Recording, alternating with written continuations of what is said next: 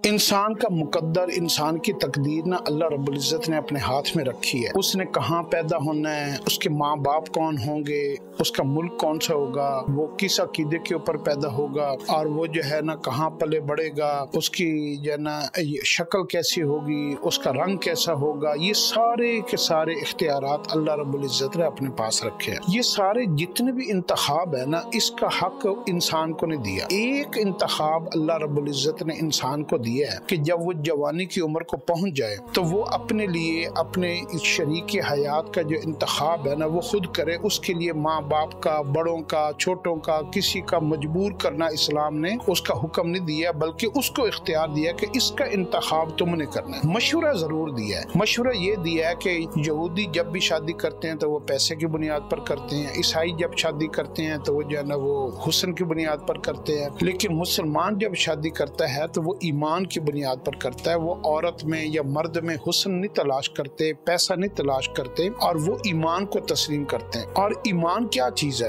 ایمان کہتے ہیں بیسیکلی احساس ذمہ داری، یعنی جو اس بندے کو، جس عورت کو، جس لڑکے کو، لڑکی کو اپنی زندگی گزارنے کے بارے میں وہ سیریس ہوگا اور اس کے اندر سارے مینرز ہوں گے۔ ایمان کے اندر جتنے مینرز ہیں نا وہ ایک خوبی ہیں کہ آپ نے بڑوں کے ساتھ کیسے رہنا ہے، چھوٹوں سے کیسے پیش آنا ہے، آپ نے غربت میں کیسے گزارا کرنا ہے، آپ نے نیکی کیسے کرنی ہے، بدی سے کیسے بچنا ہے، آپ نے اپنی زندگی کو مینیج کیسے کرنا ہے، صبر کیسے کرنا ہے، حوصلہ کیسے کرنا ہے۔ ایمان یہ ساری خوبیاں سکھاتا ہے۔ اس لیے اسلام نے ایک سادہ سا فلسفہ دیا کہ ایمان والوں سے، جن کا ایمان میں تقوی زیادہ ہو، تو اس رشتے کو آپ ترجیح دیا کرو، حسن اور دولت کو ترجیح نہ دیا کرو۔ ہو یہ رہا ہے کہ اب نہ انتخاب جتنا بھی لائف پارٹنر کا ہو رہا ہے نا، چاہے وہ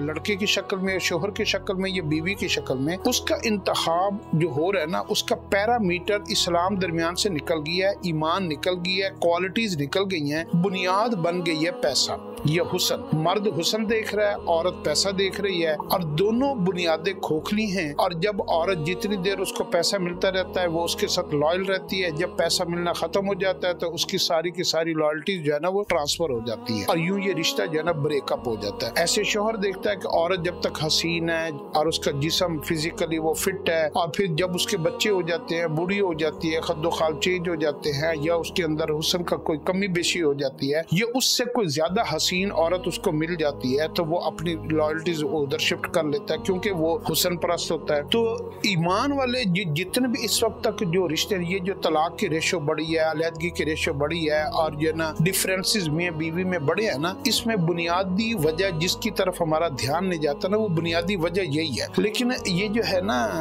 جتنے بھی اس وقت رشتے چل رہے ہیں نا مضبوط، جن کی میاں بیوی کی بانڈنگز ہیں اور ان کے اولاد میں رسپیکٹ ہے اور آپس میں تعلق بہت مضبوط ہے، آپ اگر اس کے پیچھے جائیں گے نا تو آپ حیران ہو جائیں گے۔ اس کے پیچھے ان کو سب سے مضبوط جو وجہ ملے گی نا، اس میں عورت اتنی حسین نہیں ہوگی، خامد جو ہے نا اتنا مالدار نہیں ہوگا، ان کے اندر جتنے بھی ویلیوز ہوں گی نا، رسپیکٹ ہوگی، وہ ان کے ایمان، اسلام اور ان کے خاندانی پس منظر کہ وہ پیسہ، دولت، حسن اور ان چیزوں کو جو ہے نا وہ ترجیح دینے والے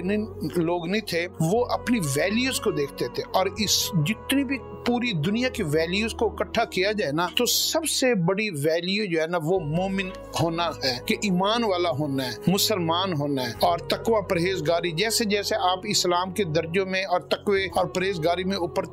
جاتے جائیں گے تو آپ کی ویلیوز اسلام آپ کو اپ گریڈ کرتا جائے گا۔ تو اس لیے جو ہے نا آپ اگر جتنے جوڑوں کو خوشحال دیکھیں گے، جن کی اولادیں کامیاب ہوئیں اور بڑے فرمانبردار نکلی اور قابل بنی، اور ان کے گھروں میں سکون ہے، تھوڑوں پہ اوپر گزارا ہے، جھگڑے کم ہیں، ان میں قتل و غارت نہیں ہے، نفرتیں نہیں ہیں، علیحدگیاں نہیں ہیں، تو یہ ان میں سب سے زیادہ آپ کو پوری دنیا میں تو جو تعداد ملے گی نا وہ ایمان والوں کی ملے گی۔ اس لیے مسلمانوں میں جو